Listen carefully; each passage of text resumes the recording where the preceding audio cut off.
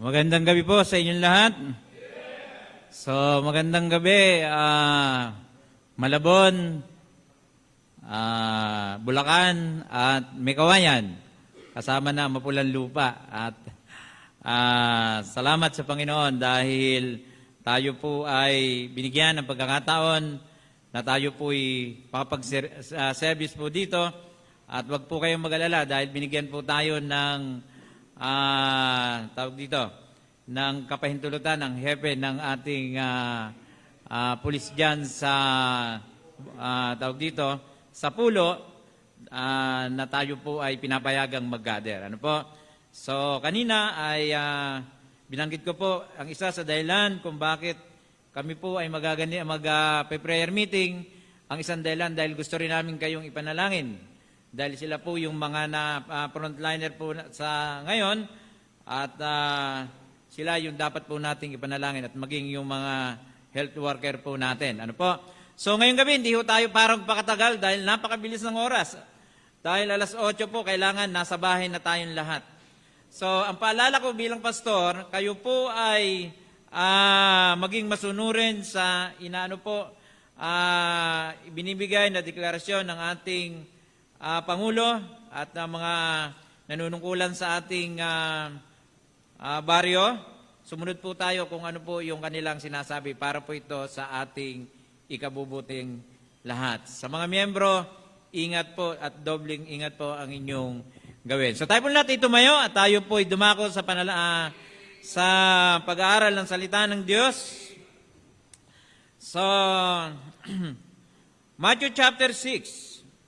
Verse 5 hanggang 15. So, ang dami ko pong verse na kinukonsider, pero ito po yung binigay ng Panginoon po sa akin. Matthew chapter 6, verse 5 hanggang 15. Sundan niyo po ako sa inyong mga mata, mga Biblia. No? At sa mga nasa bahay po, ay tumayo po kayo bilang paggalang salita ng Panginoon. Ano po? So, sabi po rito, at pagka kayo nagsisidalangin, ay huwag kayong gaya ng mga mapagpaimbabaw. Sapagkat iniibig nila ang magsidalangin ng patayo sa mga sinagoga at sa mga likuang daan upang sila'y makita ng mga tao. Katotohanan ang sinasabi ko sa inyo, tinanggap na nila ang sa kanila'y ganti. Tatapat ikaw pag ikaw ay nananalangin, pumasok ka sa iyong silid at kung mailapat mo na ang iyong pinto, ay manalangin ka sa iyong ama na nasa lihim at ang iyong ama na nakakita sa lihim ay gagantihan ka. Verse 7. At sa pananalangin ninyo ay huwag ninyong gamitin ang walang kabuluhang paulit-ulit na gaya ng ginagawa ng mga hentil, sapagkat iniisip nilang dahil sa kanilang maraming kasalita ay didinggin sila. Huwag nga kayong magsigaya sa kanila sapagkat talastas ng inyong ama ang mga bagay na inyong kinakailangan bago ninyo hingin sa Kaniya. Magsidalangin niya kayo ng ganito, Ama naming nasa langit ka, sambahin ang pangalan mo, dumating nawa ang kaharian mo, gawin nawa ang iyong kalooban at kung paano sa langit, gayon din naman sa lupa. Verse 11, ibigay mo sa amin ngayon ang aming kakanin sa araw-araw. So wala tayong trabaho isang buwan, kaya kailangan natin itong panalangin na to. Ano po? At ipatawad mo sa amin ang aming mga utang, gaya naman sa pagpapatawad sa may mga utang sa amin. At huwag mo kaming ihatid sa tukso, kundi iligtas mo kami sa masama, sapagkat iyo ang kaharian at ang kapangyarihan at ang kahalatian magpakailanman siya nawa. Sapagkat kung ipatawad ninyo sa mga tao ang kanilang mga kasalanan, ay patatawarin naman kayo ng inyong Ama sa kalangitan. Datapat kung hindi ninyo ipatawad sa mga tao ang kanilang mga kasalanan, ay hindi rin naman kayo patatawarin ng inyong Ama ng inyong mga kasalanan. Tayo po yung manalangin. Dakilang Diyos na may gawa ng langit at lupa, Panginoon, sa oras na ito kami po ay lumalapit sa iyo. Ikaw po, Panginoon, ang siyang patuloy na manguna sa aming pong kalagitnaan. Patawad, Ama, sa aming pong mga kasalanan. At pakalinisin mo ang aming mga puso at ikaw, Panginoon, patuloy na magbigay ng karunungan sa bawat isa sa amin, higit lalo sa iyong abang lingkod. Tulungan mo, Panginoon, ang iyong mga anak. At sa oras na ito, kami po ay lumalapit sa iyo, Panginoon, na iyo po kaming kahabagan. Dinadalangin po namin ang aming presidente, Panginoon, na ikaw po ang mag-ingat sa kanya. Yung kalusugan, Panginoon, at ang mga tao na kung saan ay nakaagapay sa kanya, mula sa aming mga senador, mga congressman, lahat ng mga namamahala, Panginoon, mga mayors, Panginoon, ng lahat ng syudad. Higit lalo, dakilang Diyos dito sa Valenzuela. At ang aming po mga kapulisan, Panginoon, ay patuloy niyo pong ingatan. Ikaw po, Panginoon, ay may kakayanang mag-ingat po sa kanila at maging ang aming mga health worker, dakilang Diyos. At maging si Sister Christy, dakilang Diyos, ay aming pong patuloy na inilalapit po sa iyo. At ang kabuuan, Panginoon, ng iyong pong mga anak, ay iyong pong ingatan, sapagkat naniniwala kami, Panginoon, malibang ikaw ang mag-ingat sa amin, kami po ay hindi tatamaan ng virus na yan. Sa iyo namin patuloy na pinagkakatiwala mang lahat ng ito sa pangalan ni Jesus. Amen at amen. So ngayong gabi ay nais ko pong bigyan ng pansin itong mga talata na ito. Ano po? At salamat Deacon Larry nung linggo. Salamat Pastor Eric at sa mga kabuuan ng miyembro na kung saan ay sumuporta. At salamat din kay Preacher Vic dahil siya yung aking pong inutusan kanina para mag-inform ng service po natin ngayong gabi pong ito. So mga minamal, ang Panginoon ay nagbigay po ng 4 na instruction para po sa guide ng ating pananalangin. Our praying, ang ating pong title ng ating pag-aaral. Sapagkat naniniwala po ako, mga minamahal, na sa ating pananalangin ay mayroon pong napakahalaga na mayroon pong 4 na bagay na ibinigay ang Panginoon sa atin upang ito po ang siyang magsilbing gabay sa atin sa isang matagumpay na pananalangin. Amen? Alam niyo po, isa sa mga kinonsider kong verse ay yung Philippians chapter 4, verse 6 and 7. Nahum 1:7. At ilang mga bersikulo pa, pero mga minamahal, ako po inilundo ng Diyos sa mga talatang ito, sapagkat naniniwala po ako na kailangan sa pananalangin ay meron po tayong guide. Amen? At yung 4 na instruction po ng Panginoon dito, yun po yung ating bibigyan ng pansin. Una, we must pray in secret before we pray in public. Tingnan niyo po ang sabi po ng verse 6. Ano po? Datapat ikaw, pagka ikaw ay nananalangin, pumasok ka sa iyong silid, at kung mailapat mo na ang iyong pinto, ay manalangin ka sa iyong ama na nasa lihim, at ang iyong ama na nakita sa lihim ay gagantihan ka. Mga minamahal, wala pong masamang mag-pray sa public. Wala po. Yung gusto mong pagpalain yung bago kumain, di ba, nagpe-pray po tayo. Di ba, naalala natin, yung Panginoon, nagpakain ng 5,000, nanalangin muna. Public po yun. Di ba? Nung ang Panginoon ay, tawag dito, ipinanalangin na si Lazaro ay muling mabuhay. Di ba? Maraming tao rin yung nakakakita sa kanya at maraming tao na kung saan ay mga kasamahan niya. Ano po? So, ngayong gabi, bakit kailangan po nating sundin itong sinabi ng Panginoon sa atin na kailangan po nating mag-pray, ano po, doon sa isang lugar na kung saan ito po ay private. No? Kasi alam nyo ngayon, lalo na ngayon, yung mga kapatiran natin, mga nasa bahay-bahay. Di ba? Wala tayong trabaho. Ano po? Wala tayong isang buwan yan. Nasa bahay-bahay tayo. At kahit na mayroong service dito, gusto mang nilang pumunta, hindi sila makatawid. Kaya mapalad tayo. Mga taga Valenzuela tayo. Amen? No? Bakit po? Yung mga taga-Ubando, kapraso lang, di makatawid. Di ba? So, tayo po yung mapalad, sapagkat nung tayo po ay nakakuha ng tahanan, nandito tayo ngayon. Di ba? Nasa lugar tayo ng Valenzuela.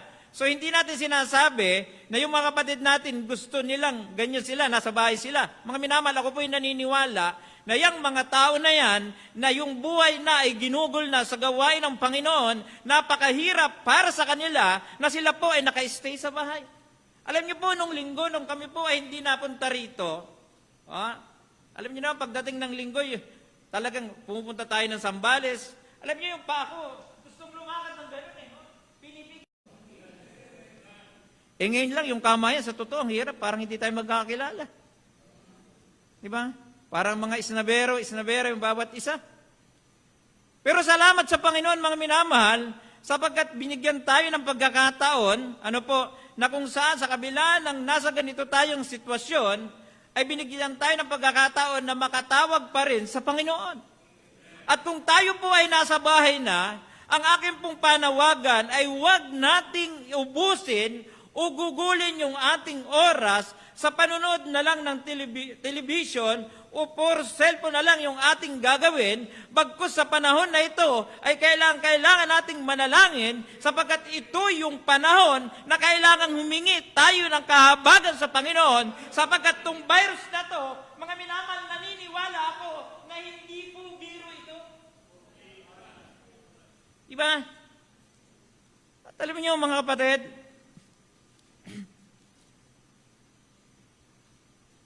napakaluwag ngayon sa karsada. Di ba? Ito lang pala ang magpapaluwag sa karsada natin, itong virus na to.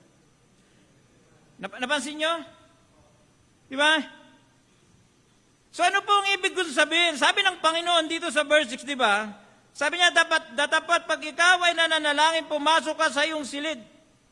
At kung mailapat mo na ang iyong pinto, ay manalangin ka sa iyong ama na nasa lihim, at ang iyong amang nakita sa lihim ay gagantihan ka.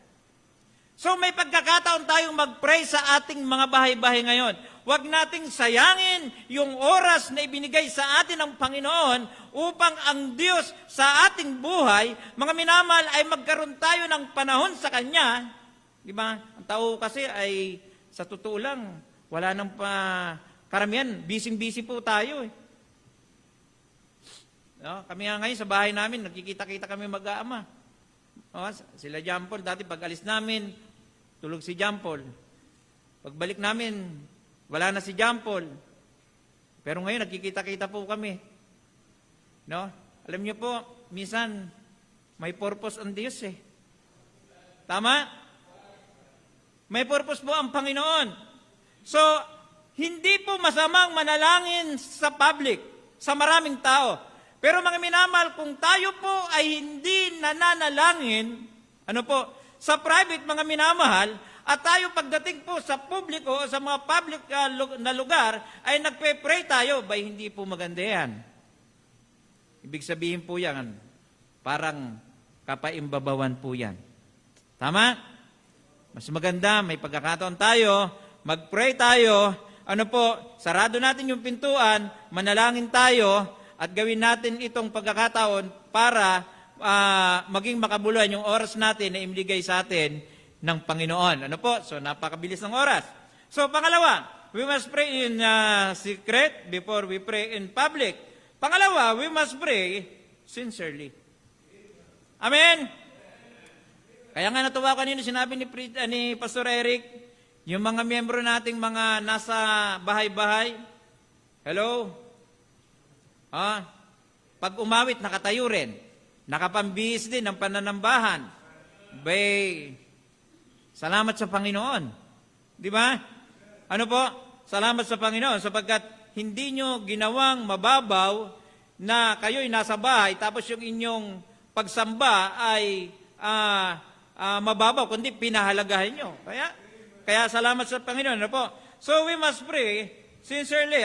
Sabi po ng verse 7, at nanalangin ninyo na huwag ninyong gamitin ang walang kabuluhang paulit-ulit na gaya ng ginagawa ng mga hentil, sapagkat iniisip nilang dahil sa kanilang maraming kasalita ay didinggin sila. Huwag nga kayong magsigaya sa kanila, sapagkat talastas ng inyong ama ang mga bagay na inyong kinakailangan bago ninyo hingin sa Kanya. Mga kapatid, alam ko po, bago tayo pumunta rito, yung nasa puso natin, yung sasabihin natin sa Panginoon, alam na ng Diyos . Amen? Alam na ng Panginoon. At tayo po bilang isang mananampalataya, huwag nating tingnang mababaw yung pananalangin. kundi yung ating pananalangin, bigyan po natin ito ng mataas na pagpapahalaga. Amen? Kaya nga tingnan nyo, pwede naman, sabi ko nga, pwede naman tayong walang prayer meeting eh. Di ba? Pero mga kapatid, tayo mga Kristiyano. Amen? Nasa bahay man tayo, pwede tayong mag-pray, pwede tayong mag-conduct ng prayer meeting, kanya-kanyang pamilya, pero mga minamahal, napakasarap na nasa bahay-sambahan ka ng Panginoon. Di ba? Nasa bahay-sambahan ka ng Panginoon. Ano po? So, kailangan po nating manalangin nang mayroon pong kasenseruhan. Kaya yung ginagawa natin, seryoso to. Hindi po biro to. Di ba? Kasi hindi biro yung sinuong nating virus dyan, pero salamat sa Panginoon, hindi tayo nahintatakutan at huwag tayong mabuhay sa takot. Tama? So, pangatlo, 6:55 na, ang bilis ng oras. Ano po? So, sunod na linggo ay, hindi natin masyadong yung ating mensahe. Ano po? So, we must pray in secret. Pangalawa, we must pray in God's will. Ano po? Sabi po ng verse 9, magsidalangin niya kayo ng ganito, Ama naming nasa langit, sambahin nawa ang pangalan mo, dumating nawa ang kaharian mo, gawin nawa ang iyong kalooban, kung paano sa langit, gayon din naman sa lupa. Ibigay mo sa amin ngayon ang aming kakanin sa araw-araw at ipatawad mo sa amin ang aming mga utang, gaya naman ng pagpatawad sa mga utang sa amin. Dinyan nyo po ang sabi ng verse 13, huwag mo kaming ihatid sa tukso, kundi iligtas mo kami sa coronavirus. Kung ang inyong sa Biblia ay hindi nakalagay ang coronavirus, mga minamahal, hindi King James Version yan. Sabi po masama eh. Ano ba yung masama? Di ba masama ngayon yung coronavirus? Nakamamatay. Pero mga minamahal, sabi po rito, sabi ng sapagkat iyo ang kaharian, ang lahat ng bagay dito sa mundo, ang Diyos ang may gawa ng langit at lupa. Amen? Tingnan nyo po, at ang kapangyarihan, bakit tayo mabubuhay sa pag-aalala? Amen? Maraming tao ngayon natatakot na baka dapuan ng virus. Kahit wala po yan, mga minamahal, ang tao mamamatay. Pero ang kagandahan lang po, ang taong kumilala sa Panginoon, mga minamahal, ay meron pong kasiguraduhan. Sapagkat sabi dito, sa iyo ang kapangyarihan. Naalala ko po yung triyang Hebrew eh. Inilagay doon sa horno ng nagniningas na apoy. Hindi tinablan. Anak ng Diyos yun. Mga kapatid, anak tayo ng Diyos. Amen? Kung yung mga tao na yun hindi tinablan ng apoy, di lalo tayo magtiwala sa Panginoon na hindi niya tayo pababayaan. Kahit na po yung coronavirus na yan, napakatindi. Pag ikay anak ng Diyos at manampalataya tayo sa Panginoon, mga minamahal, naniniwala ko, ang Diyos ang may kakayanang mag-ingat po sa atin sa lahat ng masamang bagay na yan. Kaya, tama pong nag-aalala tayo. Pero wag tayong manatili sa pag-aalala. Kasi ang tao po ngayon nabubuhay sa pag-aalala. Ako nga rin po, nung nag-aalala rin ako kasi marami kaming tao, paano na yun? Di ba? Kahit sabihin natin, si Preacher Rodel, mataba yung papayat ng pagsambong hindi kumain. Sino ba naman hindi mag-aalala? Pero mga minamahal, kung mabubuhay tayo dyan, may kasalanan na po yan. Bakit po? Kasi may Diyos tayo makapangyarihan eh. Amen? May Diyos tayong makapangyarihan. Sabi niya, sa iyo ang kapangyarihan, sa iyo ang kaluwalhatian. Bakit pa tayo mangangamba? Di ba? Ang kailangan lang natin magtiwala sa Panginoon. Amen? Kaya, sa mga bahay-bahay, tamang nag-iingat po tayo. Maghugas ng kamay, tinuro po sa Aklat ng Santiago yan. Pero mga kapatid, ang pinakamagandang bagay na gawin natin ay yung wag tayong mawalan ng pag-asa at wag tayong hindi magtiwala sa Panginoon sapagkat naniniwala ko ang Diyos ang may kakayanang mag-ingat sa ating lahat. Amen? So, alam nyo, marami pa sana akong gustong sabihin eh. Pero dahil sa oras ay medyo limitado po tayo. Ano po? We must pray in God's will. Mga minamahal, ako po ay naniniwala niloob ng Diyos na mangyari sa mundo natin ito at sa bansa natin ito. Kasi meron siyang mensahe para sa lahat sa atin. Tama? Kasi niniwala naman ako kung hindi naman pinahintulutan ng Diyos yan. Walang makakapasok dito eh. Walang virus na ganyan eh. Pero pinahintulutan ng Diyos. Ang isang dahilan, may mensaheng gustong ipaabot ang Diyos sa atin. Amen? So we must pray in God's will. Kaya ang panalangin natin, Panginoon, ang prayer natin, hindi natin uutos ng Diyos na alisin yung coronavirus. Ang panalangin natin sa Panginoon, Panginoon, ingatan mo kami diyan sa coronavirus na yan. Amen? So, pang-apat at panghuli. Ito po yung pinakamahalaga, isa sa pinakamahalaga. Ano po? We must pray having a forgiving spirit. Amen? Tingnan niyo po ang sabi ng verse 12. 7 na. Sabi po ng, at ipatawad mo sa amin ang mga utang gaya naman namin na nagpapatawad sa mga may utang sa amin. Verse 14. Sapagkat kung ipatawad ninyo sa mga tao ang kanilang mga kasalanan, ay patatawarin naman kayo ng inyong Ama sa kalangitan.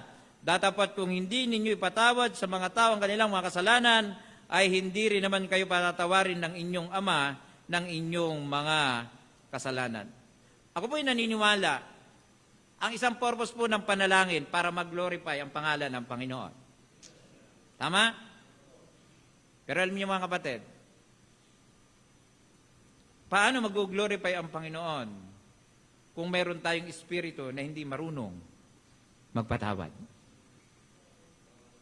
Tama? Kasi ang sabi po mag-glorify paano yung tao na alam nating mayroong hindi maayos na espiritu, yung forgiving spirit dito, mga minamahal, paano didinggin ng Panginoon yung ating panalangin? Kasi ang sabi po ng Psalms 66, ano po, verse 18, if I regard iniquity in my heart, the Lord will not hear me. So ibig sabihin, kapag dininig ng Diyos yung panalangin ng isang taong walang forgiving spirit, mga minamahal, masisira yung pangalan niya. Siya na rin yung sumira sa kanyang pangalan. Nakuha niyo ba? Kaya alam niyo po, ang pananalangin, ang ganda ito, 4 na instruction binigay sa atin ng Panginoon. Kasi kahit pray tayo ng pray, pero may kasalanan naman sa atin, at wala tayong forgiving spirit, mga minamahal, sa iba, mga kapatid, sayang yung punta natin dito sa bahay-sambahan ng Panginoon. Tama ho ba? Hindi ba maganda kung ang Diyos nagpatawad, dapat matuto rin tayong magpatawad. Alam niyo po itong panahon na to, panahon ng pagsasama-sama. Di ba? Panahon ng kapit-bisig. Bakit po? Ito yung panahon na kailangan po nating magkaisa. Mga minamahal, kapag yung forgiving espiritong yan na hindi marunong magpatawad, at hinayaan nating magpatuloy at makapasok sa church natin, mga minamahal, talo pa ho niya ng coronavirus. Mas matindi yan. No? Sisirain po yan. Sisirain niya yung ating mga magandang mga adhikain dito. Nagpe-pray tayo, baliwala. Bakit? Hindi tayo marunong magpatawad. Pero ang sabi ng Panginoon, di ba? Kung ang Diyos marunong magpatawad, sino tayo at sino ka para hindi marunong magpatawad? Mga kapatid, ako po'y hindi na may personal. Basahin yung Biblia nyo, andyan yan. Nangangaral ako ng salita ng Panginoon. Binigyan tayo ng 4 na instruction ng Diyos. Para maging mabisa yung ating panalangin, kailangan natin yung 4 na ito. Ngayong gabi, sana po natuto tayo. Para maging matagumpay yung ating paglapit sa Diyos, kailangan andorin yung forgiving spirit natin. Ang sarap lumabas sa church, although ngayon hindi tayo nagkakamayan. Walang beso-beso. Pero ang sarap ng lumabas ng church na masaya. Amen? Nakangiti ka at masaya ka. Hindi ka nangangamba kahit may virus pa sapagkat mayroon kang espiritong marunong magpatawad. Ngayong gabing ito, kailangan nagpe-pray tayo, di ba? Ang pinakamaganda, meron tayong espiritong marunong magpatawad. Dakilang Diyos, ngayong gabi, Panginoon, salamat po sa iyong salita. Salamat po, Panginoon, sa iyo pong mga anak na hindi inalintana, Panginoon, ang panganib na pumunta sa bahay-sambahan upang ganapin ang iyo pong kalooban. Salamat din dakilang Diyos sa mga anak mo na kung saan nasa kanilang mga tahanan na alam ko, Panginoon, sila po'y nahihirapan sa kanyang sitwasyon sapagkat ang kanilang mga panahon ay inilana para sa iyo. Lord, dalangin namin na kayo po, Panginoon, ang patuloy na mga laga sa bawat isa po sa amin. At ang virus na ito, Panginoon, kami po'y nananampalataya na ito po ay iyo pong aalisin, Panginoon, at ikaw, Panginoon, ang siyang may kakayanang lumutas ng aming pong mga problema. Tulungan mo, Panginoon, ang bawat isa sa amin. Kayo po, Panginoon, patuloy na maitaas sa aming pong kalagitnaan. Sa iyo namin patuloy na pinagkakatiwala ang lahat ng ito. Dalangin ko dakilang Diyos na kayo po iyong ingatan sa aming pong pag-uwi ngayong gabi. At ang lahat ng iyong mga anak, Panginoon, hindi man namin sila nakasama, Panginoon, kami po'y iyong pangalagaan.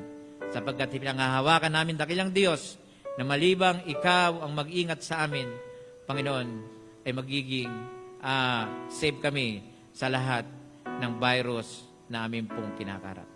Sa iyo namin patuloy na pinagkakatiwala ang lahat na ito sa pangalan ni Jesus. Amen at amen. Magandang gabi.